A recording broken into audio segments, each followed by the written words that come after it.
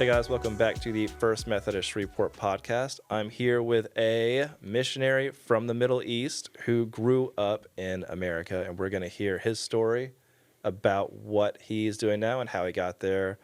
You might notice that we don't have any cameras going. This is intentional. Your screen isn't broken, and we just need to protect the anonymity of this person and the people who are also in the mission field. So if you notice that things seem a little vague or at some points things seem like they're being left out, it's likely intentional. And so we are here with a good friend from the Middle East. How are you? Doing good. Yeah, happy to be with you guys and excited for what's going to happen today. Man, me too. We actually met over dinner at my in-laws' house, and so I love talking to you because I love hearing about the Middle East because it's something I'm so fascinated with. The culture over there, the belief system, and everything else about that region of the world and how to witness to these people and the risk that believers take going over there is always so impressive. And so if you could take us through how this all started. So like salvation, your personal salvation to where we are now. Definitely. I was going to say a couple things. I love your heart for missions and what God's doing in the Middle East. And that really came through that night at supper. Sometimes when we're telling stories, my wife and I, it's like, and God did this amazing thing. And somebody's like, well, the engine broke down on my car. And it's like the context with which to like understand what's going on in the Middle East is just on a different framework or different platform. Yeah. And we don't like hold that against people, but we can tell like for some people there's no framework with which to understand what we're doing. And so to all of a sudden have you like ask one question, ask another question, and then ask another question is like, whoa, like we can see your heart coming out of it. But it also like really makes us feel loved. We felt that from you of like, oh, this guy really cares about us, but also cares about what God's doing in the Middle East, and that's super exciting. And also I was going to say, it's really cool to be able to share in this context because with the nature of our work being as hush-hush or like secure or with coming with security risk, oftentimes if we go to the other full side of just like extreme security, people miss out on the chance to actually hear like God's doing some incredible things in the Middle East. And so that's always a hard part for us is like, we have a cool testimony. We want to share something, give God glory for it. But then it puts those believers at risk. Yeah. And so how do we share that? And so hopefully today we'll be able to share some cool stories about what God's doing in a way that he's going to get glory while maintaining the safety of believers in the Middle East. And so that being said, I grew up in Wisconsin. There's 6 of us kids. I have a mom, dad, brother, and 4 sisters. And we grew up in like a bunch of different churches.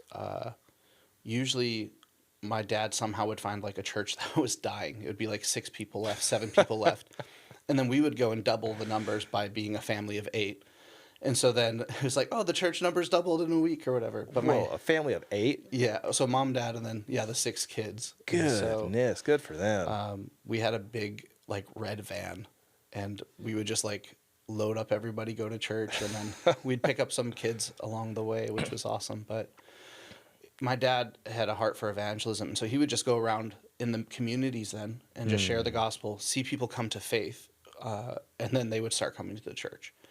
And so we saw this like a few different times where churches would go from 7 to 10 members ready to close their doors to 60 to 70 members in 2 months or so. Whoa. And then it would be like, once they would kind of get established and founded, after a few months we would leave because and not because we were like that was our purpose in life, but my dad would just literally find another pastor who would be like crying and be like, we're going to shut our doors, and my dad would be like, let's go there. And so people would ask me like, what denomination are you? And like by the time I was 14 I had been in like 15 different churches, all different denominations. And so I felt like I was able to adapt. It was like, oh, this church, we don't raise our hands. Okay, I'm not going to raise my hands. Okay, this church, you can raise your hand and sing, or you can clap. Or like, I just was able at a very young age which I think is so cool because later on in life, just like culturally adapting to places, I felt like God was already preparing me to like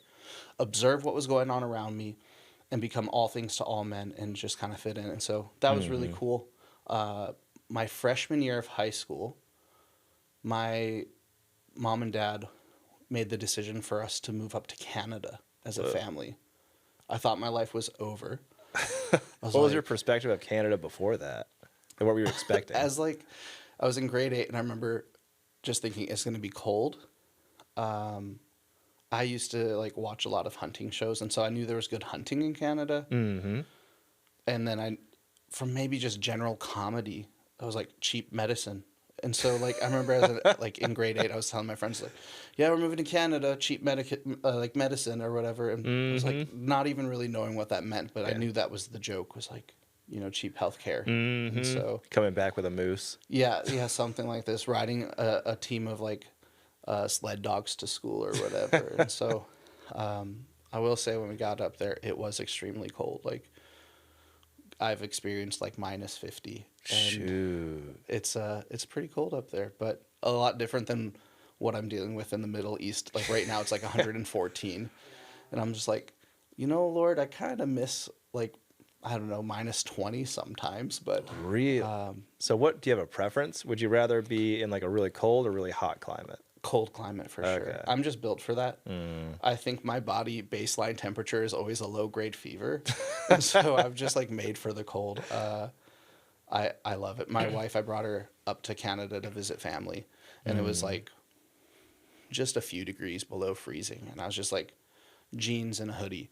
And she had like my long johns on, sweatpants on, jeans over that, like all the winter hats and scarves I could find. And she was like, it's so cold up there. But I felt it was like payback in some way of her bringing me to Louisiana and experiencing humidity like I've never experienced before in my life. Oh man, it's like walking around with like a wet hot blanket on all the time. Like breathing is so bad. Like you shower and then you dry off and you're like, did I dry off? I'm not sure. It's just so bad. Everything's just damp all the time. I would rather take 110 in the Middle East than like 85 here with 100% humidity. It's like really bad. There, it's so hot, like the sweat starts to evaporate off your skin before you're like really dripping sweat. And so it kind of feels different. You feel cooler. But yeah, I would way rather be in a cold place. So I guess God gave me that grace for that season to go up to Canada. It was just like I was working a job at an Italian pizza and pastaria. As like a 13-year-old. And so I would show up to like church functions and youth groups, and I would bring like 4 pizzas. So I was like the guy. It was like I'd come in after work and be like, I got all these pizzas, and everybody's like, oh, me and my buddy were wanting to start a band. I was just starting to do like different worship things for youth group and for the church, getting involved with that. So I was like, my life is set here, and now my parents are ruining it, and we're going to Canada. And I'm so glad that we did. And again, you can just see God working in different ways. But a lot of the friends that I had in Wisconsin were not the best people. And they went on to like live really difficult lives. And I just don't know if I would have had the grace or the strength to like stay away from the things that they were involved in. And at that point in my life, way more of a follower than a leader. And so I'm like, I would have been right there with them. And so I see moving to Canada now as God's grace and like preserving me from some of those things. And so my dad started going to seminary. I got involved in the high school. I was like really involved. And so to jump back a little bit, like maybe grade 4 or something like that, I had asked Jesus into my heart and said a prayer. And I remember that, like, and I was afraid of hell. And I was like, that's pretty scary. And like, I remember having dreams of that and being pretty like worried about it. Having dreams of hell? Just like darkness. I remember just like being tormented one night, just thinking about being completely separated from God, and that being like a horrific thought. And just like woke up and went and woke up my mom and was like, what if I just like stopped being and was like apart from God? And she was like, no, but he won't ever leave you, and like you'll be close to him. And I was just like so scared. Also, like around that time, the Left Behind movies were coming out, Oh and my that gosh. that like scared the life out of me. Like one of my worst nightmares to this day was as a dream of literally everybody that mixed with that movie, All Dogs Go to Heaven. Like it was like a weird rapture version of watching my family and all these animals getting raptured up to heaven, and I was getting left behind and just being so scared. And so I think there was like a lot of fear growing up in my relationship with the Lord. And Goodness. I don't think it's necessarily a bad thing in some ways. I think about the verse that talks about fear of the Lord is the beginning of wisdom, but it's not the end of wisdom. Yeah. And I think we need to like move on to something else. Like I think it's good to have that fear, but he's also like calling us into love, into a relationship with him. And so I think our fear needs to grow in some way. But at that point in my life, it was just fear. And so when I moved up to Canada, like got involved in the high school, got involved leading worship. I started speaking in chapels, like giving like little sermonettes and different things like that. And some of it was sincere, but a lot of it was like, look at everybody's looking at me now. Yeah. And that is definitely hard to avoid coming up in the American church. Like it's very like when I feel like sometimes the pastoral role gets confused for business leadership. Like whenever, or some people, whenever they think of someone who should be a pastor, they think of someone who is like a leader, Yeah. instead of like a heart for God. Totally. Totally. I think, and that's a hard thing is like, if anybody shows any bit of promise of being like any bit charismatic in personality, a little bit more forward, a little bit more open, a little bit more social, it can be maybe misinterpreted for some kind of calling or gifting. And not to say God can't use that, but I think it's important to look back at the heart of it, or Yeah. to look at why are we doing what we're doing. That's something for me that I always like constantly want to come back is like, why am I doing what I'm doing? Two people could do the same thing, and for one person maybe it's a sin, and for the other person it's completely done in faith. Or like, for like, I always think about this, like there's a bunch of people sitting in a room taking communion, and it's like, am I just doing this because this is that Sunday, this is that time, and like I don't think about it at all. And then the very person sitting next to them, like this could be extremely intimate and personal. And so it's like, it's the same act, but it's just done from a different position and a different heart. And so I always want to like check my heart, or ask the Lord for grace to help my heart of like, I want to do this with like the intentions to love you and to know you. Yeah.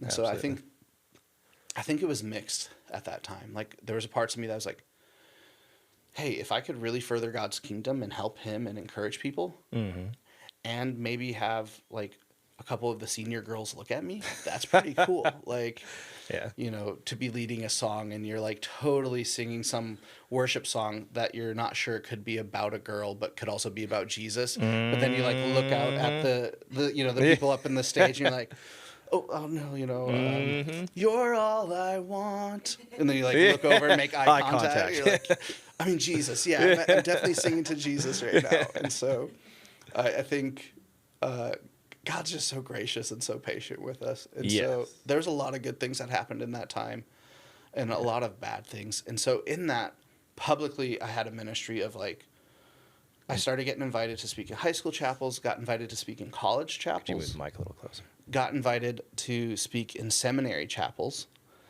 at this Bible school. And so it was just like, oh, I'm like moving up in the ranks here.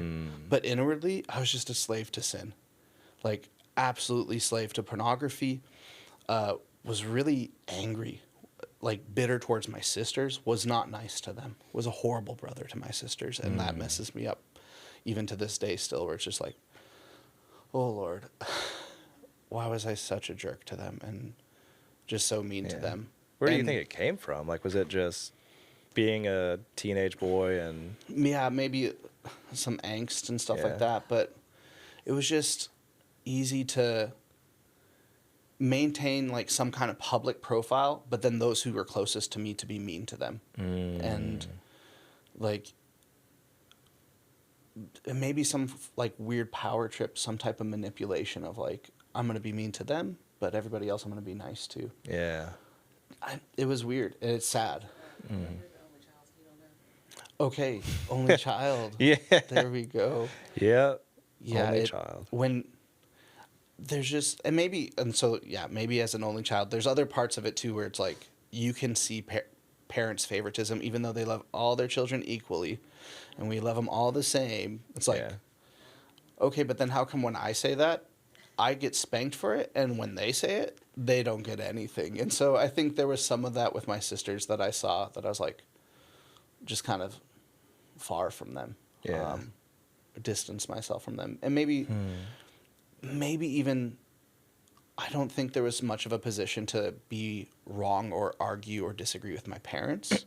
And so it was like, they were just like pretty strict. And my dad grew up a Navy brat. And so he was very strict with us. And so it was like, well, if I can't disagree or talk back to you, then the very next person that I could talk back to or be mean to is my sisters. Mm-hmm. And so, yeah, our relationships are good now. I love my sisters, and Good. like we're all good friends, and we make each other laugh a lot. And I've talked to them about just like, I'm so sorry. Like, I was just horrible to you guys. And Yeah. you guys didn't deserve that. And so God's redeeming all of that. But towards the end of high school, so like it's like a Disney movie. I was lead in the choir. Mm-hmm. I had the main role in the theater play. I was captain of the football team. I was student body president. And then, like I said, I'm leading worship in chapels, but then I'm also like speaking in college and seminary. So like I'm just getting puffed up. And then I was talking to a school in North Dakota about playing football for them. And I was like, I have this girlfriend now. And then, living the life. And then like a Disney movie or whatever, like my last game, tear my ACL and hyperextend my elbow. Goodness. And like start to see that dream slipping away a little bit. Yeah. God just injects some humility. And there's just like humility there. I end up breaking up with this girlfriend, and I start to realize I was like, I don't even have a relationship with God. Like, I don't even know him. I'm just a slave to my flesh. I had a girlfriend, and now she's gone. My empire that I had built over 4 years of high school is like crumbling beneath me, and I have nowhere to go and nothing to do. And so I just started to like feel horrible as I felt these things slipping away. And you said you feel like you didn't have a relationship with God, and that was during the time that you were going and giving speeches. Totally. Totally. Like speaking in chapels, having people come up to me crying even after like I would talk. And they're like, God, just use this to touch my heart. And I'd be like, praise God. Wow. You know what? Good. He's using, and then they would go away from that, and I would go home and look at pornography, or I would be mean to my sisters, or just like not pray. Yeah. Like when I would prepare for this, it wasn't like, Lord, what do you want to speak to these people? It was just like, I would open up, be like, ooh, this could be a good topic, write something up. And I would make a sermonette, and it would like be a powerful thing, a convicting thing. And I was able to use that, but it was in like total like separation from him. And so that was really, really hard. And so when everything started to crash down around me, it was like the only thing that I'm going to have left in my life is my relationship with God. And there's no relationship at all. So like, where am I going? And so I started to like go down to a dark place. So much so to the point where I was like, okay, I don't doubt the existence of God. He's here. He's there. He's worthy of my life poured out for him. And he's worthy of other people's lives poured out for him. But I've committed a sin that I cannot be forgiven for. And so I'm going to hell. But he's still worthy of other people's lives. And so I would still be talking about him. I ended up going to Bible college that fall. And so guys would come to my dorm room, and they would be like, I'm struggling with this, or I'm struggling with that. I would open my Bible and be like, this is what God's word says. And then I would talk them through something. And then they would be like weeping in my room. come back like a week or two later and like, dude, God's completely set me free, or God's just changed my heart. What you shared with me, life changing. This is like a pivotal point in my life where I'm never going back, or this or that. And all of this while you think you're going to hell. Totally. Golly. Totally. Like really dark place. And guys would leave my dorm room and I would take my Bible and I would just throw it against a wall. Just like throw it. Just so angry. And I was like, God, you must surely hate me because your word speaks to everybody else but me. Whoa. And so I was like, if I'm going to go to hell, why live the rest of my life knowing I'm going to go there? Why not just end your life and go to hell? So again, at Bible college, writing papers on Old Testament literature,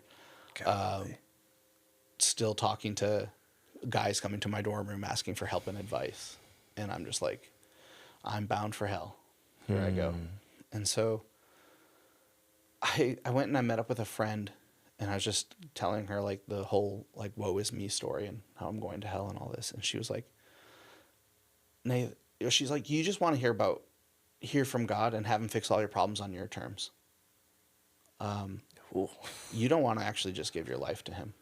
And so until you do that, like don't expect to hear from him or something like this. I don't remember what she said. All I remember is like I physically got up out of that conversation and left because I was like, who is she? I'm a good person. Meanwhile, like here I am just 20 minutes before telling her how much of a bad person I am. Yeah. I'm now like flipping it and be like, I'm a good person. Like here, you can't tell me nothing. Yeah. But that night I went to my room and it was like the first hint of like anything from the Lord in maybe like months or years of like, you could possibly still want me. And I was in my dorm room and I was just crying. And I said, God, I'm tired. I'm done. Like, I just want to be over with this. Like, there are parts of this right now where it seems like it would be better to be dead than to be alive. I'll go anywhere. I'll do anything.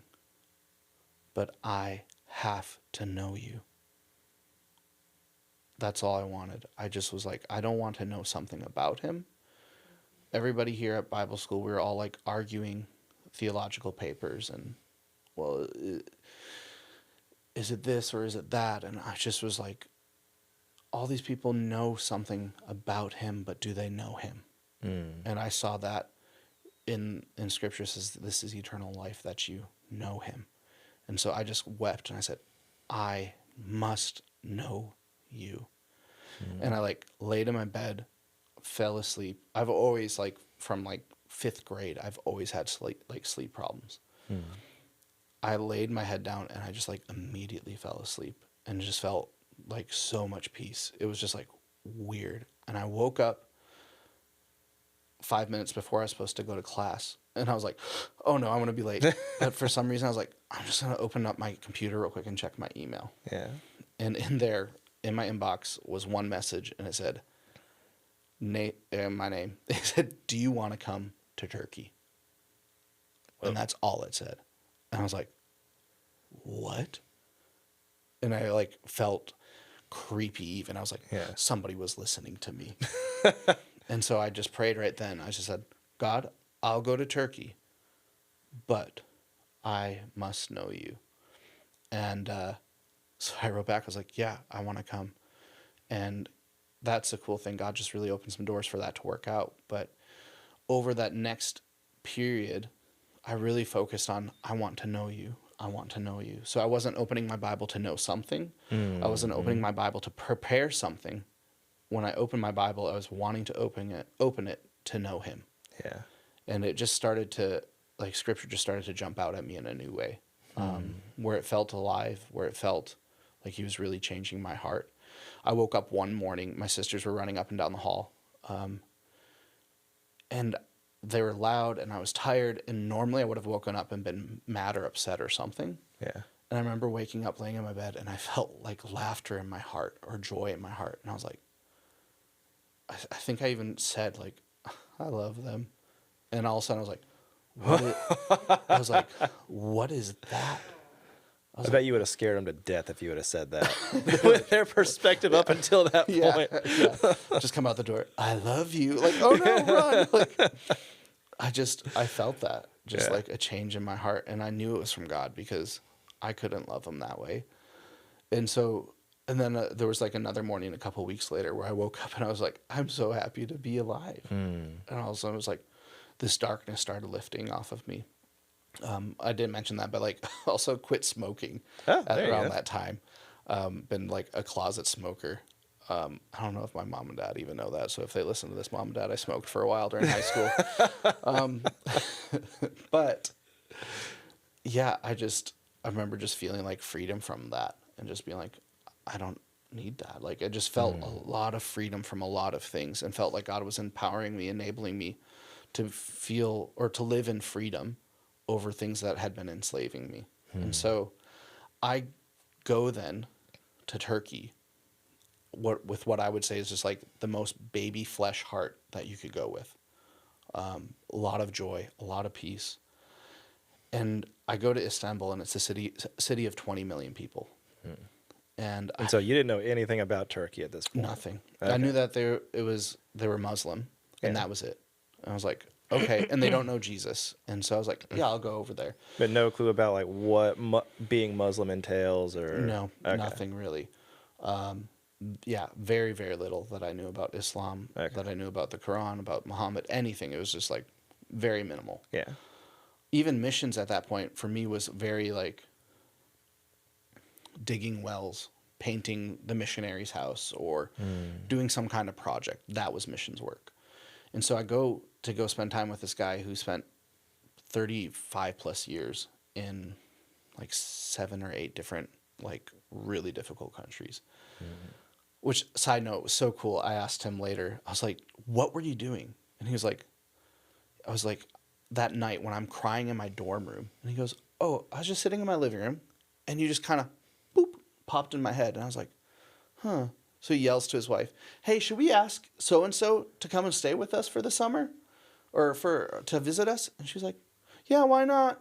And so he's just like on his computer writing this like email, like, do you want to come? And literally I'm in my dorm room that night, just like, God, like I'll go anywhere. And so I just love that simple, like God obedience of just like, and I try to do that now. If like somebody pops into my head in some random way, I'll pray for them. And then if it's like sticks a little bit more, I'll just send them a message. Hey, love you, praying for you, thought about you today, or something. Or if God put something on my heart to write more.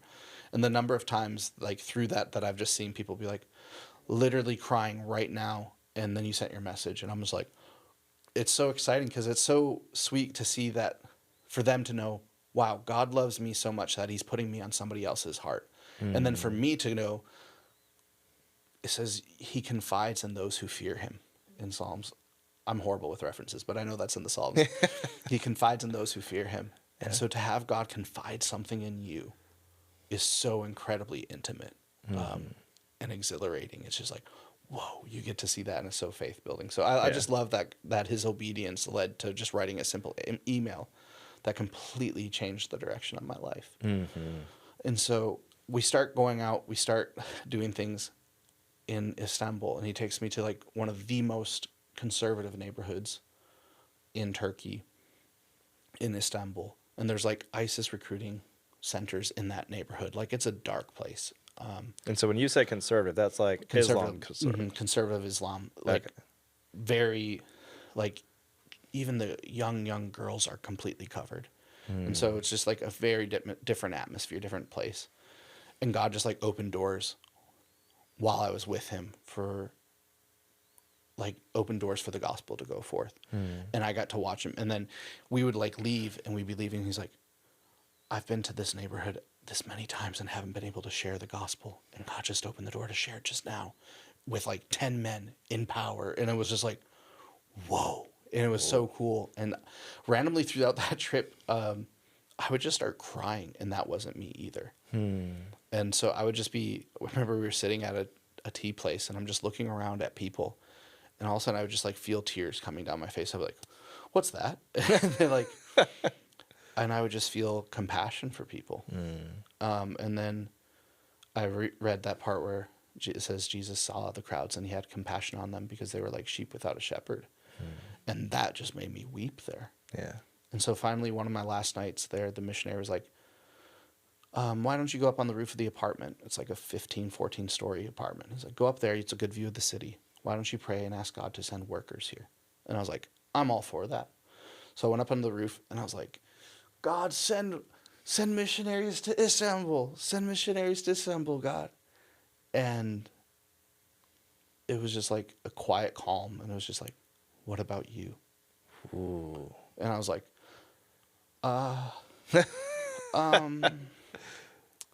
and this is like one of my favorite things one of my favorite points in my relationship with the Lord is I told him that I needed to pray about it. Like, hey, do you want to lead worship on Sunday? Oh, let me pray about it and I'll let you know. Like, it's kind of our like cop out, right? And I'm telling God, like, I need to pray about this. It's like, who are you going to talk to? Right, Me? exactly. Like, Pray to who? Who are you going to talk to? And I'm like, oh boy, here we go. But God just really did some stuff in my heart in that season where it was like, the missionary said to me, Nathan, you know that newfound joy and freedom you have? I was like, yeah. He's like, none of these people know that. And they're never going to know that unless somebody tells them. And we sing, worthy, worthy, worthy. But what is God really worth to you? Is he worth leaving your family, your friends, your work for me and the gospel's sake? What is he worth to you, Nathan?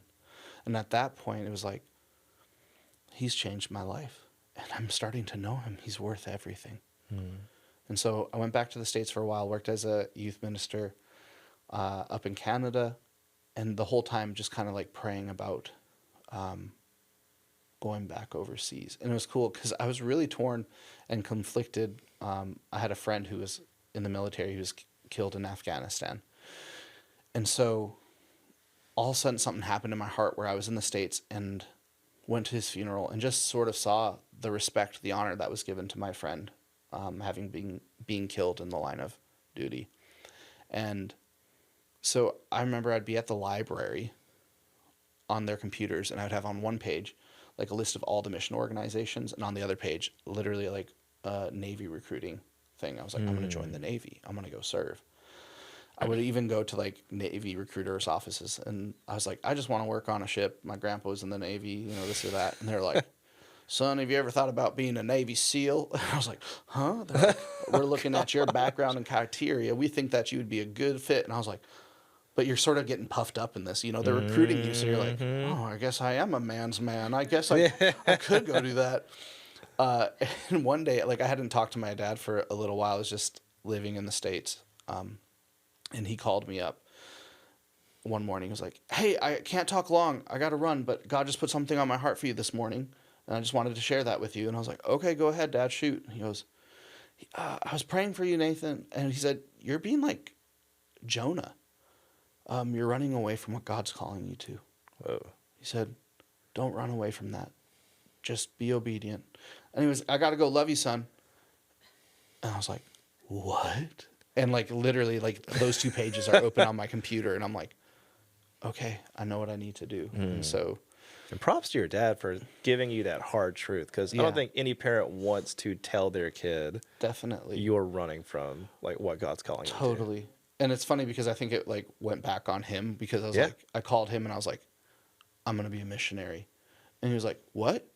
Kind of like, what do you mean? And I was like, I'm going to go to the Middle East and share the gospel with. And he was like, why don't you go somewhere like Mexico or like somewhere nearby? And I was like, no, I'm going to like the Middle East. And so I think it was funny, you know, for him to like step out of faith and be like, don't run away from what God's calling you to. And I'm like, okay, he's calling me to this. And him being kind of like faced with that, then being like, well, maybe not. What else is he calling you to? Yeah. There was also another town before Nineveh. Is there a multiple choice here? Yeah, exactly. And so I ended up moving 2014. I moved over to Istanbul, Turkey, and I just started doing language learning, and my heart was for just going out and sharing the gospel. So I'd have like 10 phrases that I could use. And so I'd go to one shop, use that all up, go to the next shop, and it would be like a minute long. go to the next shop, next shop, next shop. And I would do that every day after language school. And I'd stop at like 20 to 30 different shops. And then as it got, 15 phrases, 20 phrases, it would get a little bit longer each time, up until the point where it was like I'd visit 2 shops in the day because I was in there for like 3 hours each, just talking with guys and able to maintain those kinds of conversations. And so I just started going around looking for opportunities to share the gospel with people. Then I started finding out there's provinces in Turkey where there was no missionary, no church, no known believers. And so I was like, okay, I want to go there.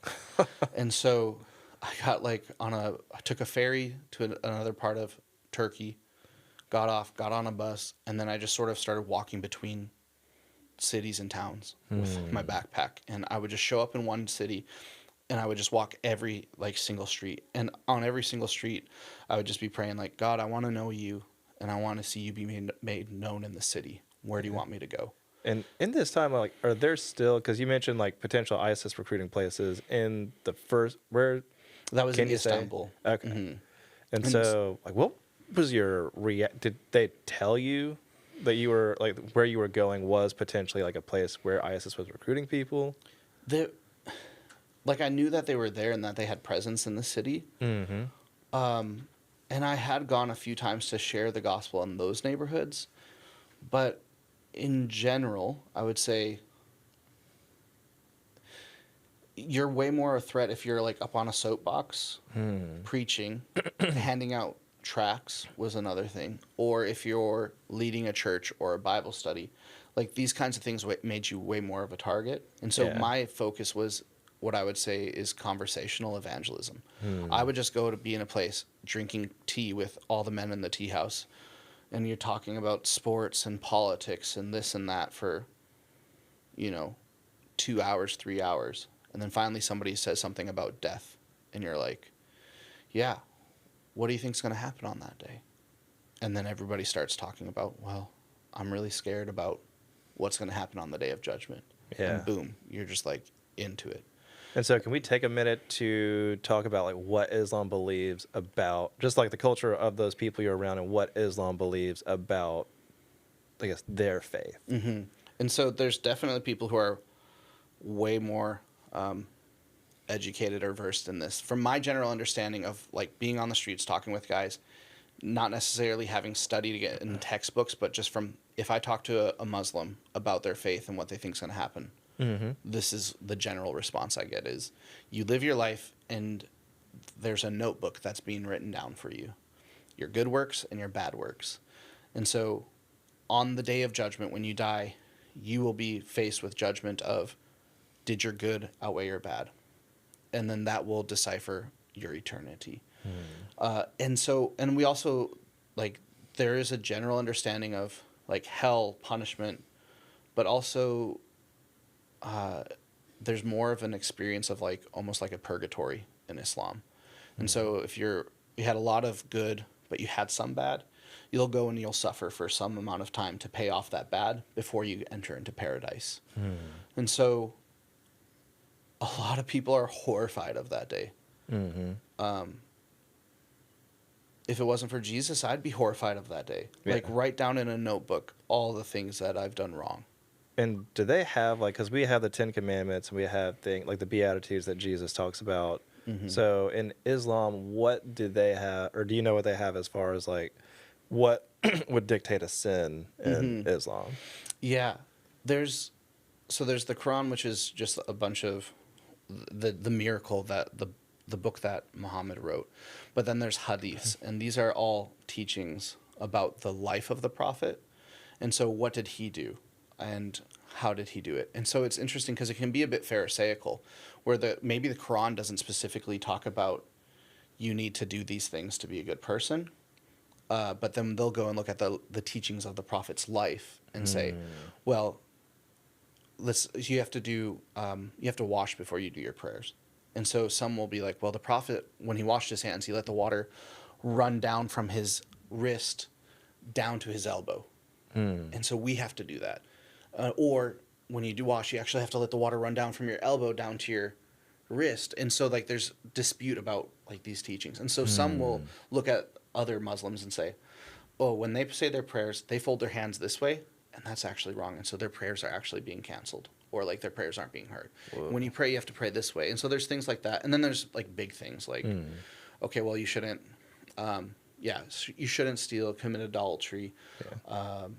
Whether or not they, I mean, they, I'd have to look that up. Whether they follow the specific set of like the 10 Commandments, I'm not sure. But Keep they would bringing that definitely hold. They would definitely hold to those things. Like that's one of the big things is like, well, Christians, you believe in multiple gods, and we believe in one God. You know, and so look, it even says in the Bible you shall have, love the Lord your God and love Him only, serve Him only. You have no other gods before me. What you guys have 3 gods: God, Jesus, and Mary. So you're following those 3 gods. Yeah. It's like, oh, let me jump back and help correct some of this. But like, so there's definitely things that are like, this is a sin and this isn't a sin. And each one has varying levels. And so they're well aware of their sin. They're well aware of like that notebook being stacked up against them. Yeah. And they have no hope. It's like, well, what's going to happen on the day? And they'll say things like, inshallah, which is like, if God wills it, like, Lord willing, He'll be merciful. And it's like, well, how could He be merciful? How could He overlook your sins? Would He be good if He just let people get away with these things? And so it's such an opportunity to speak into it with gospel truth and the light of the gospel. And so, that's probably one of the things that I end up like talking with guys about the most is like, what are you going to do on the day of judgment? And they're scared. And so it's just cool to be able to speak into that.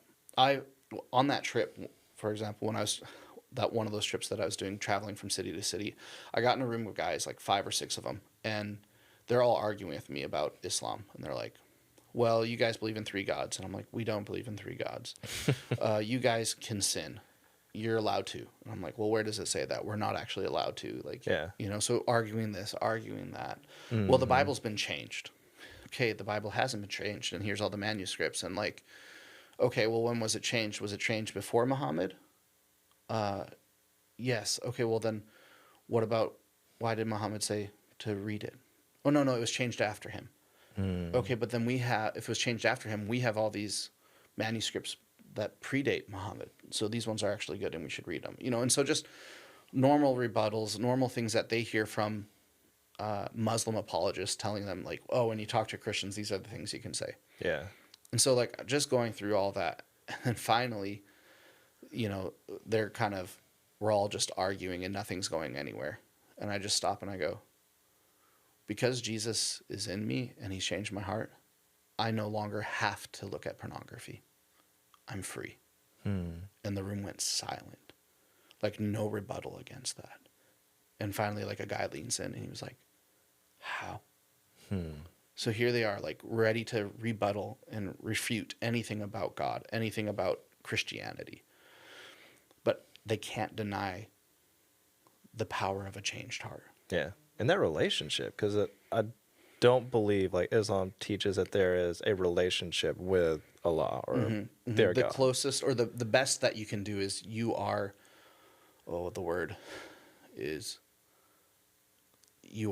like a servant, but there's another word. You're like a being.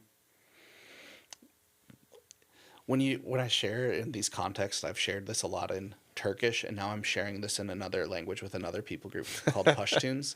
And I've shared the gospel way more in other languages than I have in English. And so when I try to like remember words in English, sometimes they're just like non-existent. And so, but yeah, the best you could hope for in your relationship with God is to be the one who is submitted to God.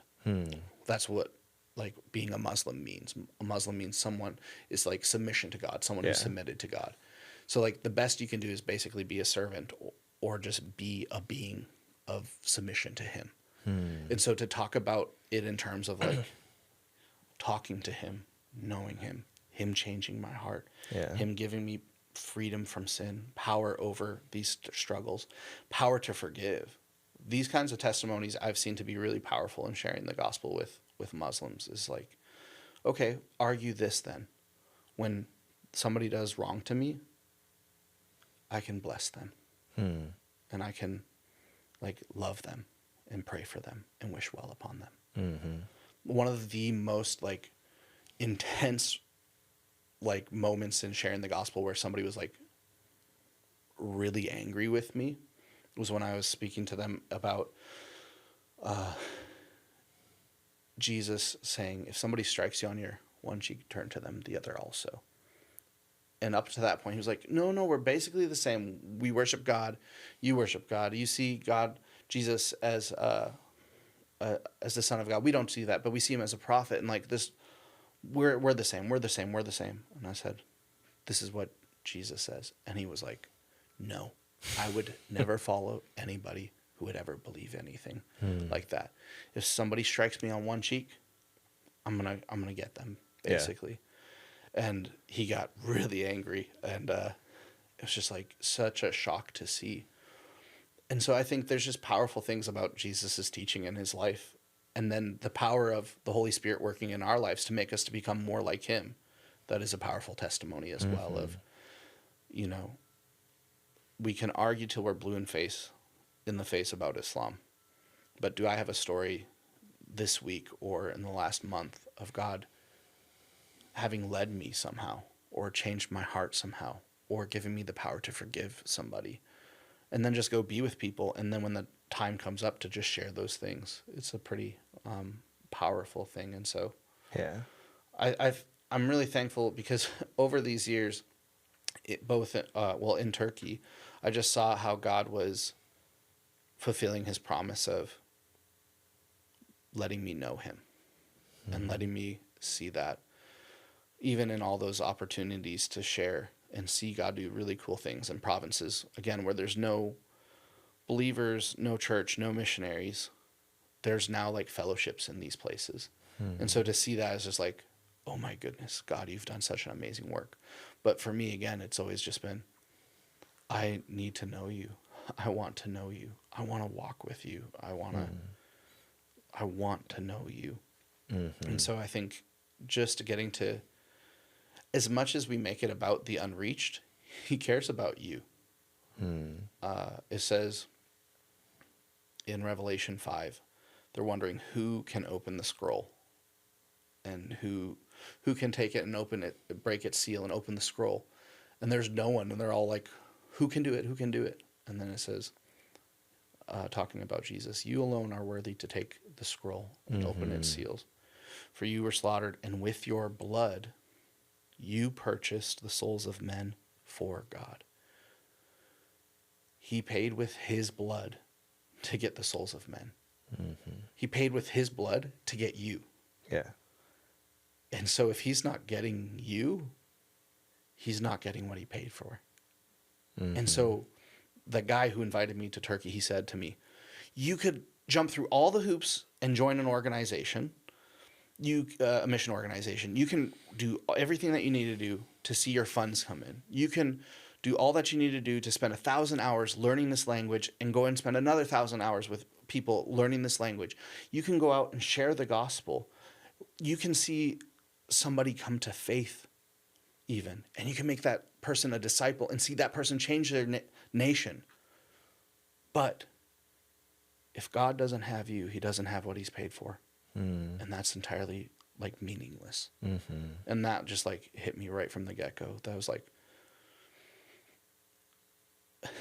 people are working for God as if they were servants when he's called us to be his sons.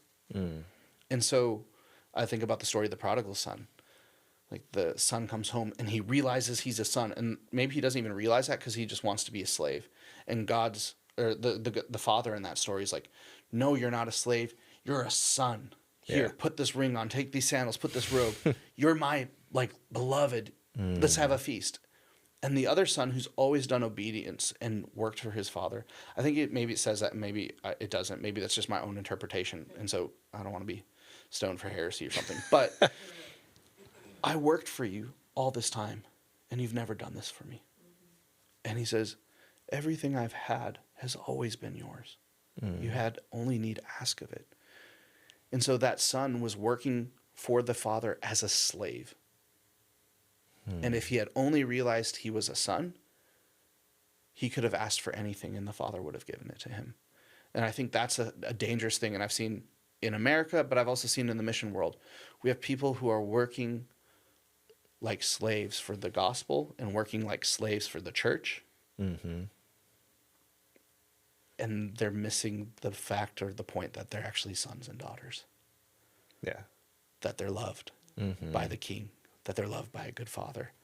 And so we can get busy doing a lot of good things, and I want to be busy knowing him and invite people into that as well. And so I think that's just a very different offer than what Islam offers. Yeah. And so I love just getting to talk to people about that, inviting them into that. You can be more than just a slave. You can be a son. And in that, what comes with being a son, an inheritance and all these kinds of things. And so I was going to say is after being in Turkey, working with Turks and seeing God do some really incredible things, for me, it was like stepping out of that boat when Peter gets out of the water. It's like, Jesus, if that's you out in the water, tell me to come to you and I'll come. And Jesus is like, it's me, come. So I like walk out in the water, I sink, I drown, I swim, I drink, like all these horrible things. But in the end, like it says, immediately Jesus reaches out and takes hold of him. And so Peter's like out on the water with Jesus. Out of 12 men, he's the only one who got to be close to Jesus that day. And the only one who gets to walk on water with him. And so for me, it was like, Jesus, if that's you in Turkey, I'll come to you. But like, tell me to come if it's you. And he did. And so after all those years of like sinking, swimming, walking by faith, seeing really incredible things, I felt like I was out on the water, hugging Jesus and just like, Lord, there's nowhere else I'd rather be than to be right here with you in Istanbul, sharing the gospel and seeing what's going on. And then I open my eyes and I'm back in a boat and Jesus is back out on the water. And I start seeing Pashtuns in the city. Now, Pashtuns are mostly a people group mostly from Afghanistan and Pakistan. And the people that were in Turkey were Afghans that had left Pakistan, traveled through Iran, all smuggled, and then into Turkey to either go on to Europe or simply work there and then try to send money back home. And I started seeing these people, an increasing number, just like, who are these people? Who are these people? And the Pashtuns were the people from Afghanistan. Okay. And so I saw them in Istanbul and I was like, Lord, who's telling them about you? And realizing how difficult of a place it would be to go to Afghanistan to try to tell these people about you. But they're here. Who's going to tell them about you? Who's going to seize this opportunity? Yeah. And when you say Pashtun, like there's conservative Islam, at least that's how you've explained it to me. There's conservative Islam and then there's Pashtun. So Pashtun is a people group. Okay. And so there's general like conservative Islam. But Pashtuns would like pride themselves in being really conservative. So the Pashtuns that I saw in Turkey, they would see Turks practicing Islam and say to me, they're not real Muslims. They're kind of like wishy-washy, lukewarm Muslims. We're real Muslims. And so there's things that they prided themselves in of like, we wash the right way, or we take vengeance the right way. We maintain these laws the right way. And so it's like a deeper ingrained the Islam, and this is speaking in huge generalities, the Islam in Turkey is very westernized and very modernized, contemporary even in some places. There are definitely towns and villages and smaller places, and even in the bigger cities, there are definitely extremely conservative Islamic groups and extremely like conservative beliefs. But in general, with my experience with Islam, I would say Turkey is like a pretty like nice Islam to interact with. If you go to a place like Pakistan, they're like extreme. Yeah. I think Pakistan, nobody in the Muslim world sends more Muslim missionaries in Pakistan. And so like they're very like putting in a lot of effort to spreading that word around. Yeah.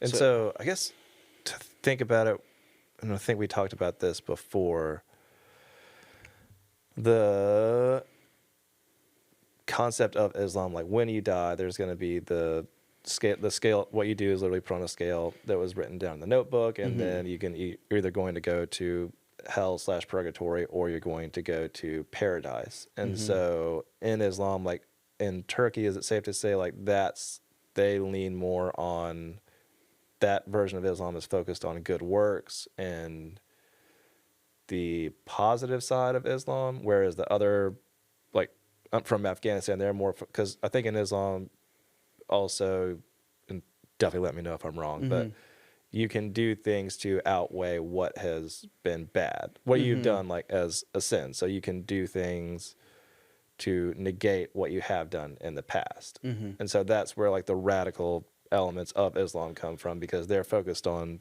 doing so much to negate bad things that it's almost like, how can I be denied? And so, and just let me know again if I'm wrong about any of this, but like from Turkey, it seems like they're focused on like the good works aspect of Islam. And Afghanistan, they're focused on the doing so much to outweigh the bad that's how they're good. And where most people think of it as Islamic radicals in Afghanistan. Yeah. So there's some things like that where I would say, yeah, Turkey's way more it's a way more neutral kind of tone to their beliefs. And so it's like, yeah, do good works. This is what's going to earn eternity.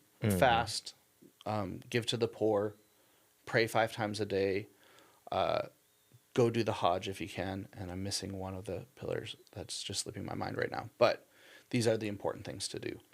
And so there's a lot more of a higher, like, social economic level that Turks have. That's like, okay, yeah, I'm just going to kind of work towards living a good life and being a good person and being a good part of society. Let's flip over to Afghanistan. There's a couple of things that play into why they're more radicalized. And I would say one of them is they've faced war for like 20 plus years. There's so much hopelessness. It was just like a constant thing for them to show me pictures of dead bodies, of just like, this is a cat from my village, and this is a watermelon in my village, and this is my uncle. And it would just be a picture of a blown up body. And they're like, he died when he stepped on a bomb. And you're like, you're looking at them, and there's just like a blank stare on their face. Oof. And then they just switch over to another photo, and they're just like smiling at it. And you're like, oh my goodness. Yeah. So if you have no hope, and then you have, so another thing, like Afghans would be working in Turkey and sending money back home, both to their families, but also they would be saving up money to pay for their bridal fee. And so, like, if you have to pay, it's like $15,000 to $20,000 US for a good, quote unquote, good bride. Whoa. So these guys are working hard to get married. And so if all of a sudden there's something that's promised to you of an eternity that's like, hey, do this extreme thing and you're going to go to paradise. And there you're also going to get a bunch of virgins.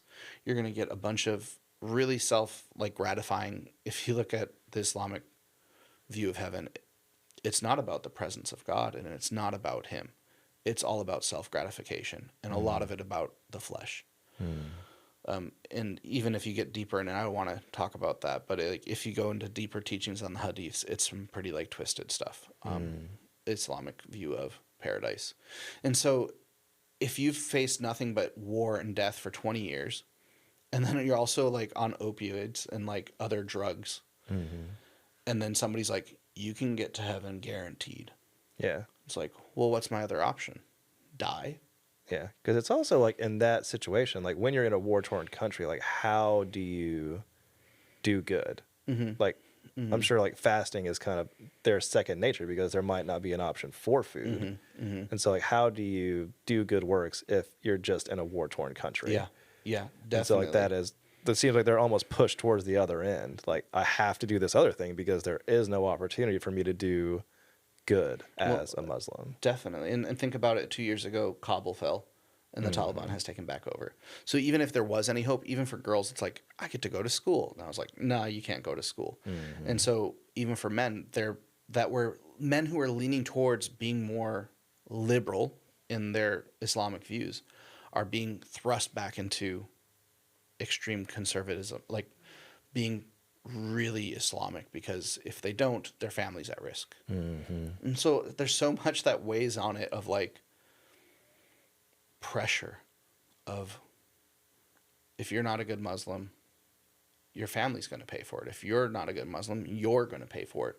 And so the extremes kind of work out. And so there's also another thing. So there's these schools called madrasas, and they teach, they teach men and women about the Quran, and they'll memorize it. But there's also a lot of teachings, a lot of sermons that happen. And those places, madrasas, are often the places where people are radicalized and sort of weaponized for Islam. And that's just really tragic because they're backed by big money. And so then they go into these poorer regions, and it's like, your girls can come to school and get an education. And it's like, my girls get an education? I had a man tell me once, he like whispered it to me, a Pashtun guy. He was like, my girls? I was like, yeah. He goes, they're educated. And I said, oh, really? He goes, yeah. My wife? And like, you never talk about another man's wife. So I was like, oh, what is he telling me? He's like, she can read. Whoa. And he just beamed with, like, you could see him swell with pride. He was such a sweet man, loved his family. But in other cases, it's like, oh, I want my daughter to read. So if the madrasa is the only option, I'll send her there. But then they send these kids to these madrasas and they get radicalized or get taught some really extreme things. And so that's really a tragic thing to see. So the Pashtun, they're the largest tribal people group in the world. And so there's 50 million of them, probably less than 60 believers. And of those believers, like, many of them are being chased, attacked, or like threatened. And so that's really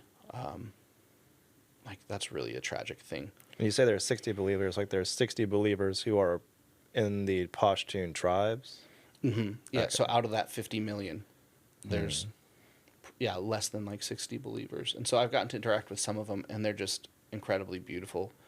The Pashtun culture is so cool. They're some of my favorite, like, people that I've interacted with. They're extreme on hospitality. And so, like, there's this thing of, like, trying to outdo each other in hospitality. And I was like, man, we as Christians could take a page out of the book of Pashtun and be like, let's try to outdo each other in hospitality. Like, I've literally seen guys almost get in fist fights for, like, who's going to pay for the meal at the end of a meal. And so I've learned the trick of just, like, I'll get up from the table and be like, I got to go wash my hands. Sorry, guys. Go and I'll pay the bill right after we order. So before we've even eaten, I'll go pay the bill. And then I'll come back. And then at the end, they'll be like, all right, you guys are done. Thank you. And they're like, oh, I'll pay. What's the bill? And the waiter will be like, no, it's taken care of. And they all look at you like, what did you do? And you're like, and that's like one of their tricks. And so to get a trick up on them, it's always so much fun. But they're like incredibly beautiful people. They love poetry. They love dancing. Nobody told me that. It was like, oh, you're going to be a missionary. You're going to dance a lot. It was like, what?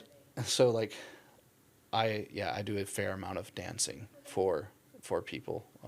And my wife and I were like one of the first people to learn the traditional dances. And so when we go places, we even did it at our wedding. And so we'll like show Pashtuns videos of that. And they just immediately endear themselves to us of like, you love us so much. And we're like, we do love you. Yeah. And so that's really sweet. And so there's so many like redeeming factors about the Pashtun that I'm just like, they're an incredibly difficult people. There's incredible obstacles to getting the gospel to them. And even if they wanted to believe, if somebody was to come to faith, the threat that is on their life is incredible. So what are they going to do? It's like literally like places where we read like, if you want to follow me, you must lay down your life, or if you want to find your life, you must lose it. And we talk about sacrifice in those terms of like, we got to lay down the things that we desire more than Jesus or things like that. But for them, it's like quite literally like, if you believe in Jesus, there's a really good chance you're going to die because of it. Yeah. And so, but in that, the ones that I've met, some of the believers who have been persecuted for their faith in horrible ways, just like their faces just shine with Jesus's love, and they just talk about how worthy he is, how good of a friend he is, how sweet he is, how he's near to you, and like little phrases of just like, don't give up, he's with you, he loves you, and you're like, man, it just puts things into huge perspective of like, I can be so easily inconvenienced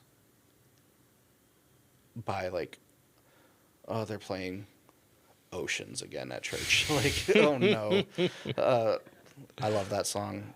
But there was a season when it was just like played every Sunday in every church, maybe even 3 times in a Sunday. But like, oh, I can't believe they're doing this. But like, if that's what I can be inconvenienced by as compared to like literally being on the run for your faith, it's like, oh, I should probably have some talks with the Lord about my heart and the condition of my heart and just putting things into perspective, which is really helpful. Right.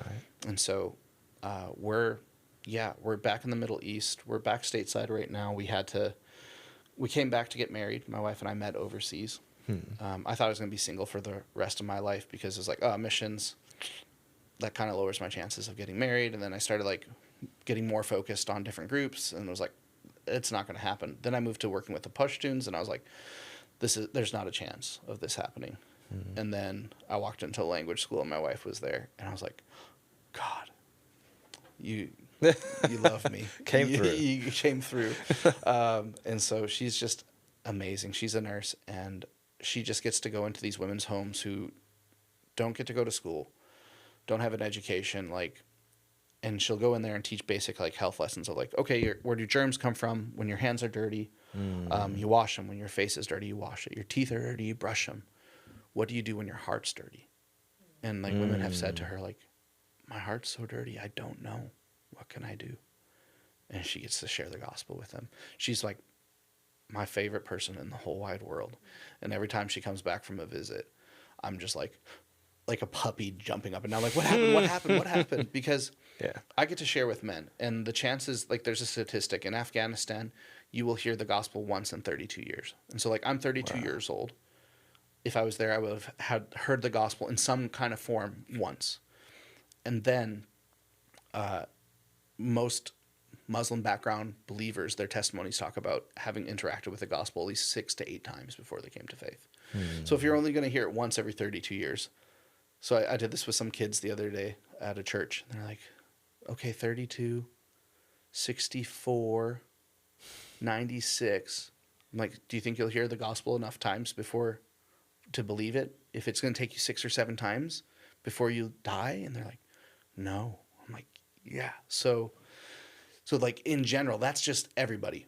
But if you're a woman as a Pashtun, good luck. Not really allowed out of the house. You're not really allowed to go and talk to other people outside of your own family. In some cases you are, but it's still pretty like strict. Yeah. You can't read or write oftentimes. The literacy rate is so low. Even if you could read and write, what are you going to do? Use your brother's phone to type in who is Jesus? And then your brother finds out why are you typing in this stuff or like researching it. So meanwhile, men have some level of education, get out, they can have a little bit more privacy, have their own phone, these kinds of things. And so even though like that's an extreme, like Pashtun men are, the chances of them hearing the gospel is so low. If you're a Pashtun woman, it's even lower. Yeah. And so then God in his divine wisdom, just like bringing my wife into their homes and getting to share the gospel with them is just one of my favorite things in this life to see is like that. There was a song we used to sing in one of those churches growing up. And it was pretty like charismatic, but it was like, I went to the enemy's camp and I took back what he stole from me. And it's like really like I remember just dancing in the church and like being pumped up. I was like, oh wow, this is cool. But there's a sense of like, these are lost sons and daughters. And Satan has worked so hard to like conceal the Pashtun and to conceal the Pashtun women and keep them from ever knowing that they were made in his image. And so every time my wife goes out to go and do that, it just like pumps me up more than anything else. It's just like, yes, God is getting what he paid for from these women's lives, and they're getting to hear about him. And so I just love that. Yeah. And I love that visual of the acknowledgement that they know that their heart is dirty on some level. Yeah. And the hope that's offered with salvation. Because it's beautifully like, sorry, I just want to check. Sorry. They're extremely humble in that way of like, they're not trying to cover it up and be like, No, we're good. Yeah. Like that notebook, I'm filling it up with good stuff. They know, like, my heart's dirty. Mm-hmm. What am I gonna do? It's like, that's a pretty brutal, honest, open question. That's like, for us, that's like, oh, we figured it out, or we're like, we can work hard enough. Like, we're very like, hoorah, let's get this done. We can earn it. We can, to just be that like humble in some Yeah. way, to just say, my heart's dirty. Mm-hmm. And especially like, because I'm sure people feel that way here in the U.S., where things are definitely more liberal and there's more room for, I guess, creating a dirty heart. But you narrow it down to like the Pashtuns, like almost anything outside of the Quran or Hadith is considered to get your heart dirty. And it's the space to live within that is so small that it just creates such an opportunity Mm-hmm. for you to feel dirty. Yeah. And so I just, like I said, my heart breaks for those people that is how Satan has kept them trapped in the lack of who Jesus is and the hope that they have in that. And Totally. So I think about it like this. So to get married, right? A young guy, it's been arranged. So he doesn't know her name. He's never seen her. He smuggles himself from Afghanistan into Pakistan, like 14, 15 guys in a Toyota Corolla. Then from Pakistan into Iran, and they get like beat up by border police and all these kinds of things, but they like still face that. Why? Because they want to get married. Then they go and hike through the mountains of Turkey, and I've seen videos, and guys have shown me personal videos on their phones of like, here's the trail, and there's dead bodies on either side of the trail, just frozen, and they died on that path to get into Turkey. Why? To get money to go and send home, to get money to pay for their bride. And then they like work extremely hard. And some of the places in Turkey, it was horrible. They would work for like 3-4 months. And then the boss would say, I'm not paying you. What are you going to do? Go to the government and tell them you're not even supposed to be in this country.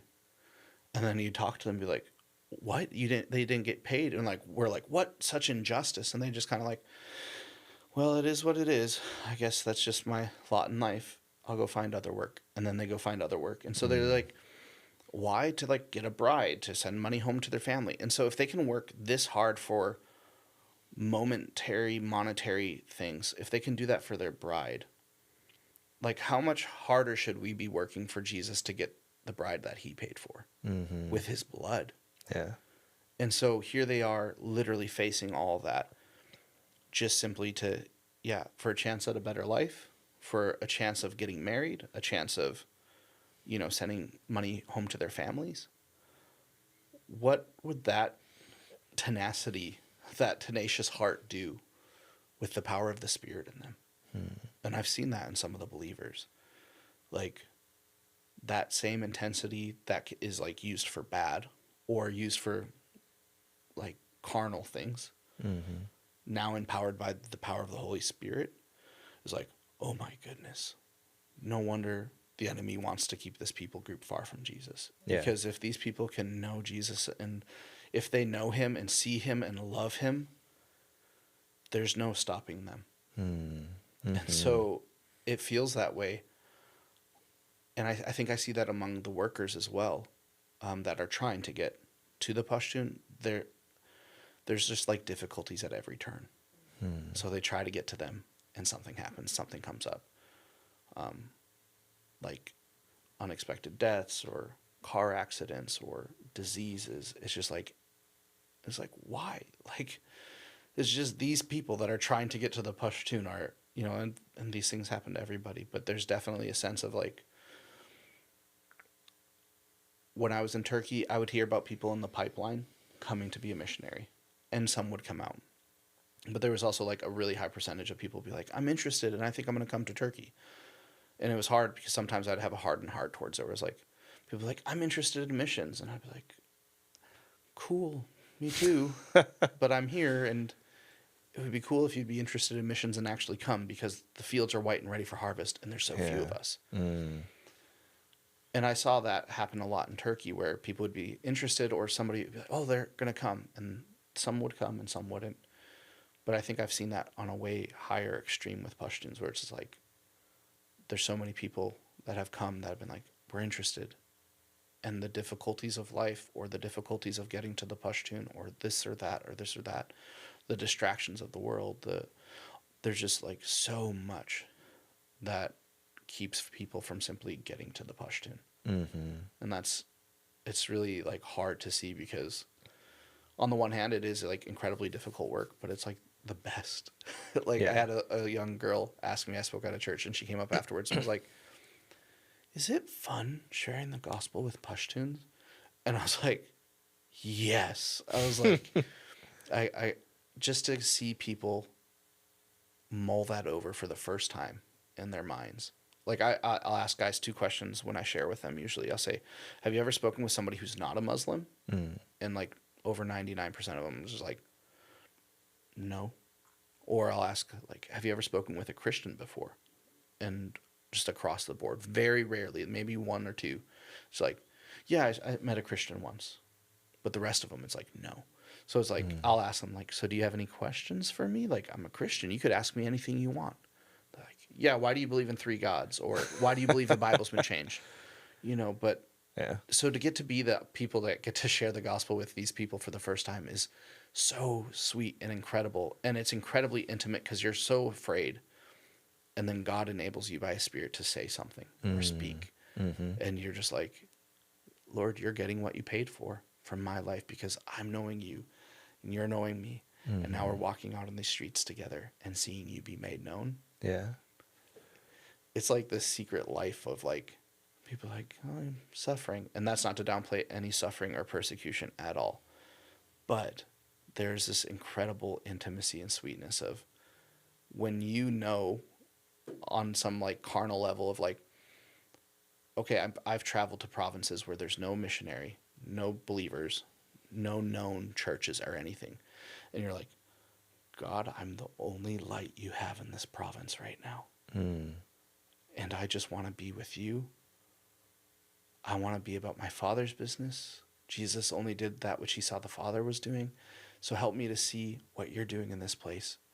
And I want to be with you. And all of a sudden it's like, go to that tea house. And you're like, okay. And go in. And then there's guys all sitting around. And then boom, within a minute you're sharing the gospel with them. And you're just like, literally like, I'll be like almost shaking from excitement and just like, oh my goodness, this is happening. And so there's like a jealousy thing of like wanting people to come out to share the gospel with the Pashtuns, so that yes, God can get what He paid for from their lives, but yes, so that God can get what He paid for from your life. Because when you step out of that water, when you step out of that boat onto the water, there's a chance to be close to Him. Yeah. And there's 12 guys in a boat who all know Jesus. They're all saved. But there's one person who got out of the boat. Yeah, he sunk. Yes, he took his eyes off the waves. We give him such a hard time. I love Peter. Oh, he took his eyes off of Jesus and he sank. I'm like, yes, but he's the only one that night to behold Him out on the water and hold Jesus and be near to Him. And I believe, again, this is up for interpretation, but it's my thought that after Jesus grabbed him, Jesus didn't just like drag him back through the water to the boat. Yeah. He probably walked back with Jesus to the boat. So not only did he walk on water once, he walked on the water twice. And he was near to Jesus. Yeah. And so I think missions is such an invitation in some way. And that's not to say you can't be close to Jesus here in the U.S., but there's just unique opportunities where you're more focused on or more aware of your constant need for Him, because you can't do this without Him. Yeah. And then you get to step out of the water and be close to Him. And it's thrilling, it's invigorating, and it's sweet, and you get to know Him. And people will tell me, or like they can read about that He's faithful, but I've seen Him faithful. They can read that He's a friend. I've known Him as a friend. And so it's just a sweet thing to be able to do what we do, and such a privilege to get to tell people about Jesus who've never heard about Him, and see Him receive that reward of people hearing about Him, but then also to just know that He's receiving what He paid for from our lives as well. And that's like our heart in it, is just like, what good is it if we know the language? What good is it if we're doing all this, but He doesn't know us? And so it's just sweet to do that with my wife, and just wanting to grow closer to Him. And as we grow closer to Him, It's like, abide in him and you will bear much fruit. And so we try to really put a lot of focus on just abiding. And as you abide with him in difficult places, you get to see him bear fruit. Yeah. And we wouldn't trade that for anything. I love it. And so what's it like to abide with the Pashtuns as like a married, y'all were married when you were in Istanbul, right? So we met overseas. We worked in a country as singles, like we were dating at the time. And then we flew back to the States in 2022 and got married. Okay. And so now this will be our first time. Well, that's not true. We've been back in another Middle Eastern country where the Pashtuns are as a married couple. And that was really unique because, we just interacted with a different group of people. As a single guy, I just interact with men. But now all of a sudden I'm like interacting with a family in a family context. And so that was new. And what's that like? Like, because obviously we have a Western context of like what families are. So what is family life like over there, and what are, I don't know, like humor? What is the vibe of the family over there? Yeah, so big families, generally speaking. Okay. And maybe that's why I like them so much. They just remind me of my family or something. Coming from a family of 8, yeah. Yeah, my wife has one of her patients over there. She's like in her 70s now, but she had like 19 children, all natural birth. And it's just like, what? And so, big families, they get married young.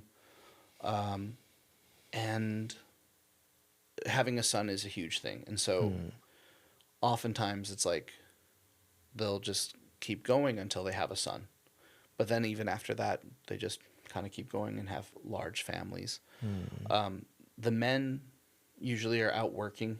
And so I still to this day have never really gotten to see family life of men in their home because I'm always interacting with them in the tea shops. They're always out of their home somewhere. Yeah. If they're not working, they're at the tea shops talking, or they're literally just under a tree in the shade, all sitting and talking. So like that's the more of the context that I get to interact with them, which is, and fun and unique. But it's cool to see now as a married man and as a father now, just to start interacting with Pashtuns in a different way and getting to ask them a little bit more questions that I feel like I have permission to ask them now because I'm a father and can see a little bit more into their family life. For the first like couple years working with Pashtuns, I was just like, Pashtun women don't exist because they just stay in the home and they're not allowed out in the different contexts that I was in. And so, and if they are out, they're usually wearing some kind of burqa or covering or something. And so my wife, she's so funny. We'll see just like a group of women walk by somewhere and they're all wearing burqas. And she'll be like, oh, those ladies were Pashtun. I'm like, how could you tell? Like, like they're all just wearing black robes. Like there's no distinguishing. And she's like, the way they walk. Oh, I saw their sandals, this or that. And like, there's just all these things. I'm like, that's so crazy. She's got like a superpower, but, it's just interesting. Maybe things in the States, like you shouldn't racial profiling is kind of frowned down upon. But that for us is like part of our work. We're like constantly having to be like, is that person a Pashtun? No, wait, are they Iranian? No, they might be. And you're like going through all these people groups, but then you notice something about them that you're like, they do that. Okay, this is my man. Okay. And you're like, okay, that person's a Pashtun. Good, got him. And so we're like constantly having to like weed through like, nope, not who I'm looking for, not who I'm looking for. That's who I'm looking for. Yeah. But yeah, they're big families. Like I said, they really prioritize hospitality. So do they have people over like to eat dinner, or do they usually go out? So if they have people over, there's like separate rooms in the house. So all the men will meet in one room. And the women, like there's a men's entrance and a women's entrance to like these rooms. And so the women will go off and do their thing, which again, I can't really speak into because I just have no idea. I've never seen it. Yeah. I love asking my wife about it. I'm like, what do you guys do? And so the men will go in, and then there'll be like a curtain over the door, and either a young daughter who's not who's still young enough to be able to interact with men will come in and serve you tea or bring the food in. but his wife will never like come in the room, and she'll make food for everybody. And again, so like for their hospitality things, so some of them will be in like a lower economic situation, and you feel bad. You're like, oh my goodness, they're gonna host us now. And so you go into their house and they make you these huge meals, and you have to be like careful. Sometimes I'll like eat, but I'll act like I'm full before I'm actually full, because you'll watch. There's other people in the room who aren't eating. There'll be other men sitting somewhere else or whatever. And then they'll take your plate, because everybody's sharing from these big plates, and they'll take your plate and then go and feed it to the other people. Or they'll take that and give it back to the women, and they'll eat from that. And so it's like a hierarchy of importance of the guest. yeah, definitely of the guest. Like, you would do anything for your guest. There's that movie Lone Survivor, and about, I'm trying to think of his name offhand here, just left me, but he was with I think a Navy SEAL team, either in Afghanistan or Pakistan, and then he was taken in by a Pashtun family. So when the Taliban came to get him, that family defended him. Wow. And like, to the point of like, you know, putting their lives on the line for this person. Why? Because he was their guest.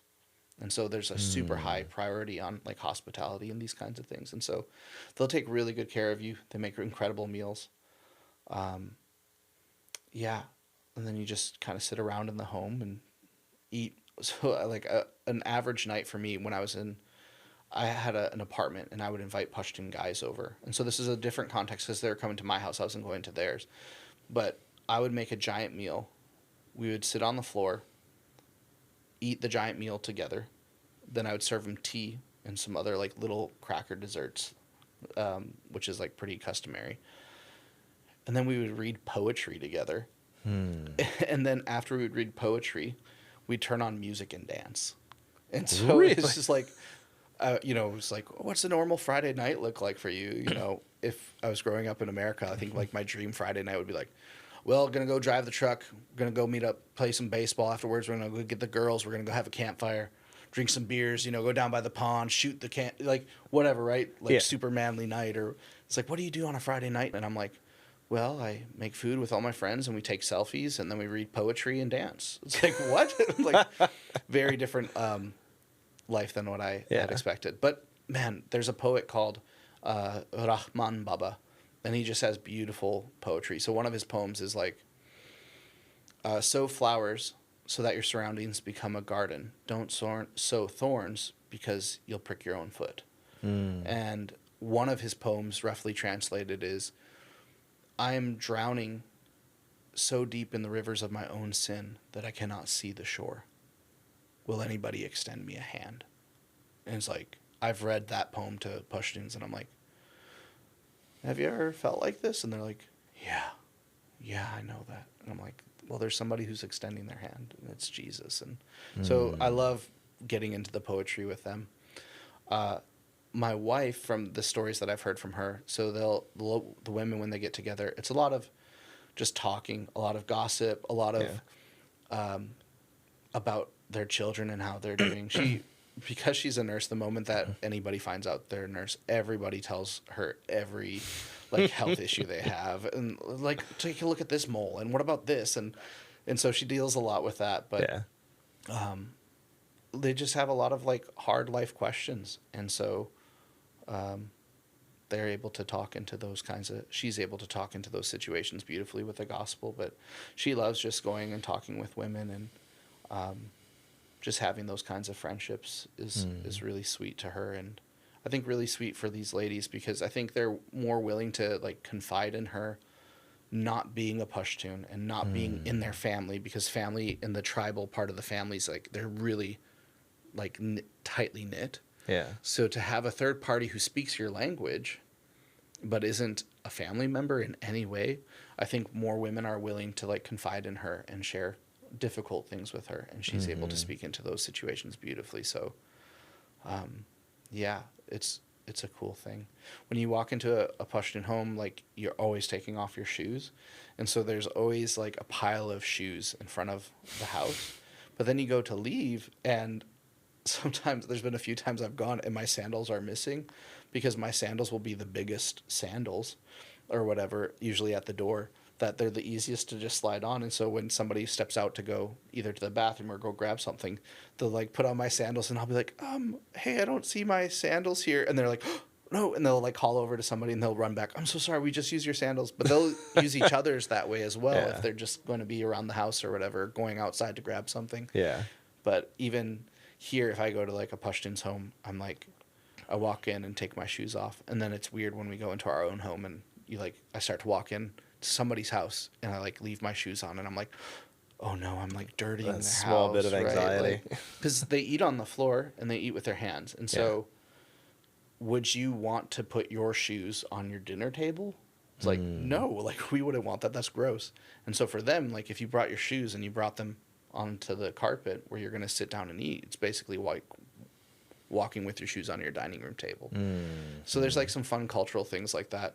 If we sit in a big room, if I sit on the floor, I try to take the position like closer to the door, which is like a place of less honor or whatever, and they'll try to move you to a more comfortable spot. And again, hospitality, they'll like prop pillows under you. You're sitting on the floor, and as a Westerner, they can tell you're not super comfortable on the floor.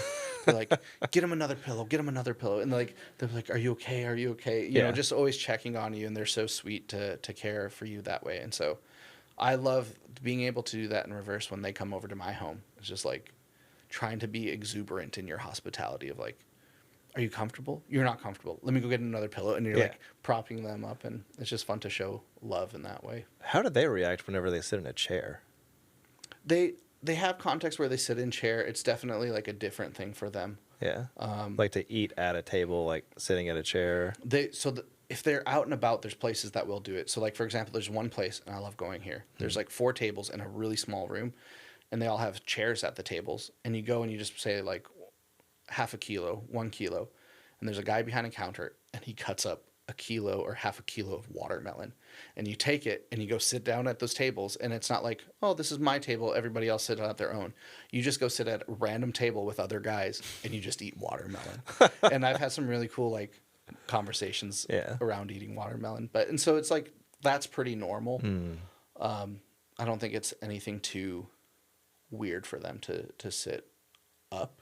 They have these kind of like bed cot things, and usually that's reserved for like older people or guests can sit up on those, but in general everybody's sitting on the floor, and so not too much switch over, I would say, for them to be able to sit on a chair or to not sit on the floor. Yeah. And one thing I loved hearing you say the other day was how they care for you. Like the fact that they, number one, it just strikes me that knowing how they feel about Christians, like the fact that they do love you the way that they do. And I think it speaks so much to, like you said, you've learned their language, you've learned their culture, you are not going there with the intention of westernizing how they live or like changing them, but like Jesus, you're going there loving them as they are and just wanting to pour out grace and love on them, not change who they are as people or tell them what they're doing is wrong, but to meet them where they are and say, you know, Jesus loves you and I love you and I just want to do life with you. And so I loved whenever you said that the way when you are friends with them, it's like an abiding friendship and they check on you relentlessly. Definitely. To the point where like it can be burdensome sometimes. Like I'll have what I consider my work phone and my personal phone, because if I'm my personal phone, like they'll write you in the morning, you know, good morning, how are you? Are you okay? 2 minutes go by. Sorry, you didn't message me. Are you okay? How are you? And you're like, okay, let me quickly drink some coffee first. I'll get back to them. And you go back and there's like 4 missed calls. And you're like, okay. So then you call them up and they're like, oh, hi, I was just worried about you. Are you okay? I just wanted to call and see, do you guys need anything today? Like, if you need anything, just call me. And, you know, and so it's fun because they'll say, and they're like, you were lost. Where were you? Like, you haven't called me for a day. Are you okay? I was worried about you. And so it's fun if they haven't called, I'll call them up and be like, where are you? I was worried you didn't call me for a day. Like, are you okay? Do you need anything? And so to be able to kind of throw that back is both fun, but also endearing I think it's just one of their ways. It's like shaming you, like, oh, you're not a very good friend. You haven't called me for a whole day sometimes. But also it's just I think one of their endearing ways of just like, hey, I do want to check up on you. And so it can get burdensome for us. We're like, oh my goodness, I have to call somebody every day. But they'll just call and it'll be short. Just like, hey, you okay? Yeah, okay. You're good? Yeah, we're good. All right, good. Just want to check into you. Okay, cool. If you need anything, let me know. All right, bye. And like that could be it. Yeah. But for us, sometimes as Westerners, we're like, oh no, I'm gonna have to call them and talk to them for like an hour. And it's like, no, they want to check up and just see how. So it's really sweet that they care so much. And I got to meet some. So there's quite a few Pashtuns in Fort Worth, and I got to meet some there. And then I left and like drove home, which was a few hours. And by the time I got home, I had like, I don't know how many messages that were just like, are you okay? Did you make it home? How's your baby? Like all these kinds of things. And you're like, oh goodness. And so you have to like write back to everybody. And Right. So, but it's really sweet that they care as much as they do. They are, I think, maybe sometimes more than what we're willing to do, but I think they're ready to be like lifelong friends. And so I'll say this to anybody like listening. If you go to Houston, if you go to Dallas, San Diego, Philadelphia, like there are huge communities of Pashtuns in these different places. And if you find ministries that are reaching out to them, go get involved. They're super awesome. And there's some good like sources online if you search for how to reach out to Pashtuns. But just go say hi to them. Like, I think so often we can get afraid of like, we hear big words like Islam, Muslim, Afghanistan, that we're like, I'm going to be killed if I try to say hello to this person. Yeah. And it's like, no, if you go say hi to that person, there's a good chance you're going to be invited over for supper in the next 2 days and eat some of the best food you've ever eaten and like be called by them. And so, just simply go make yourselves available to be with people. Jesus was with people, and God did amazing things through that. And Jesus got to touch the hearts of a lot of people just simply being with them. And so Christ is in you, Christ in you, the hope of glory. Go be with Pashtuns and just trust the Lord that he's going to open doors to get to love them and share the gospel with them. And I'm biased. Like, I'm like, Pashtun, go to the Pashtun. But I'll say, go to your neighbor. Like, go.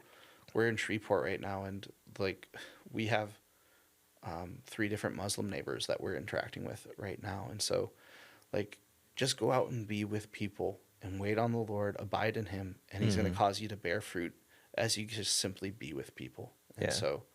And how do you do that? Because, or how would you approach these people? Because sometimes when you see them out and about, like they're usually in groups, or we have, I think, maybe 3 or 4. I don't know if they're Muslim, but I think a few of them are. But how would you go about like building that relationship with them in the American context? Yeah, it's different. While respecting their culture. Totally. So I'm still navigating this because in the cultures that I grew up in the missionary context, I just rarely related to women. And so I kind of avoid that. And maybe I'm wrong. I don't know what the appropriate thing would be to do in this situation. With Muslim women in America, I don't really necessarily approach them unless they talk to me. And then if they're talking to me, I'm open to talking with them. But men, I'll just simply, like, it can be so awkward. And I think this is some of the hardest obstacles in sharing the gospel, is just getting over ourselves and our awkwardness and just being like, hey, how's it going? Like, I used to walk the international food aisle of like Walmart, up and down, up and down, up and down, up and down. And then as soon as I'd see a Muslim going and buying something, I would go stand next to them and look at what they're buying and just be like, is that one any good? And they'd be like, yeah, no, this one's good. And I'd be like, oh, okay, cool. Yeah, no, I like some foods. This is one of the foods I'm trying to cook, but I'm not really sure which one I should use for it. They're like, you should use that one. I'm like, oh, cool, great. Hey, where are you from? And then boom, like start talking to them. That's one of the ways. But again, it just like takes, even now just saying that, I'm like, I can feel that thing that's always in me. That's like, how do I get over this awkward feeling of talking to Muslims? But when you do, again, it's an opportunity to step out of the boat, and Jesus just does some cool things. So ESL stuff is huge. Like, if you see there's places that are teaching English and you go there, there's you'll see oftentimes a lot of Muslims that are refugees or people that have just simply moved over from a Muslim context or whatever, and they're learning English. So just go get to know them through that. That's a huge thing. Yeah, I guess just being out and doing life together. If I see somebody, if I'm in a room of like people and I see one person who might be a Muslim, there's just something in me that's like, that feels safe and like more familiar to me. So I'm like, I naturally like gravitate towards them and then try to throw out some kind of question or like eavesdrop and be like, oh, what language is that? Or try to pick things up. But so like my wife, she's amazing. She's like, we have Muslim neighbors and it was Ramadan, the fasting holiday, and they break their fast at sunset. And so I was cooking up a big dish of Afghan rice just for us. And I accidentally made like 2 times as much as I needed. And she was like, I'm going to serve up a plate and go bring it to them. And so we did that. And then when we brought up the dish, they invited us into their home and we sat and talked with them for like maybe an hour, you know, and then since then we've had more and more conversations with them. And so, yeah, I would just say, try to get into people's lives somehow, see what they're doing and be involved, ask questions, be needy, even just like being willing to ask for help. We're so often like walk into a store and it's like, okay, I know how to do this. I can do this by myself. But it's like, go into a store and just, if you see somebody that's a Muslim, be like, hey, can you point me in the direction of this? And just get through barriers of just simply talking to people and see what God's going to do in and through that. And I think it's such a rewarding thing. Like, take those moments and take those opportunities and ask the Lord. It's like, without faith, it's impossible to please God. And so just simply like, God, by faith, I'm going to try to talk to more people. Help me, please, to reach out outside of myself. And so I think those simple, beautiful little stepping out in faith is just so honoring to God and so like loving and endearing to him of like, this is my child. And he's stepping out of faith, wanting to know me. And we're like, well, I'm not splitting the Red Sea, but it's like, no, this is beautiful. Like little daily steps of faith, I think are just so important and key to life. Walking with him. Other than that, I think, yeah, just waiting on the Lord. Like Jesus, one of his, I think, yeah, his first miracle, his mom's like, there's no more wine, make wine. And he says, it's not my time. And then she's like, okay, do whatever he says, and walks away. And whether it's 5 minutes, 10 minutes, 20 minutes later, I don't know. Yeah. But he says to them, okay, go fill up those jugs. Wait, why is he doing it now? Like 5 minutes ago, he just said it's not his time. But now it is. And I think that's so often in our lives. We're trying to like force something to make it happen. But just wait on the Lord. And maybe like right now you're like sitting with a Muslim and you're like, this isn't working. I can't share the gospel with him. And our response is like, let's just get up and leave. But maybe 5 minutes later is your time. And so just like get with people, be with people, wait on the Lord, sit through awkward silences, get over yourself feeling awkward. And then the Lord will just work and move 5 minutes later, 10 minutes later, and you get to witness him doing something incredible. And it's just extremely precious. And so, yeah, I would just say speaking to Muslims isn't something that comes naturally to me. Speaking to strangers isn't something that comes natural to me. But I've used it as an invitation to like grow in intimacy with the Lord, and I've seen him enable me to speak with people. And that feels extremely personal and intimate and sweet. And so whatever that is for people in their context of like, well, I want to go talk to Muslims, or how do I connect with Muslims? Is like, you even thinking that, I think, is already worshipful to the Lord, that you're thinking outside of yourself. Now just take it just like another step further and take those steps of like, I'm going to be awkward and go approach this person and I have no idea what I'm doing. Yeah. And the Lord's with you. So do it. It's fun. Well, I love it. We'll definitely be praying for you as you go back. And is there a timetable, or is that something you can talk about? Yeah. So we're heading back. We fly June 8th back to the Middle East. My wife and I and our 6-month-old baby. We got another baby on the way coming in November. And so we're so excited to have another little one. it'll be interesting, a 15-hour flight with a 6-month-old. Ooh. I'm so glad she's a lap baby, so she's happy to be in our laps and not like running or crawling, because I think that would make a flight pretty intense. Mm-hmm. But we're heading back, and then we'll be there for about 2 to 3 years. Come back here stateside for 2 to 3 months, visit family, visit churches. I'll do some more fundraising, and then we'll head back overseas again for as long as the Lord would have us be there, or until he calls us home or calls us elsewhere. This is what we want to be doing, and we're just so thrilled that we get to do it. Man, well, praise God y'all are doing it.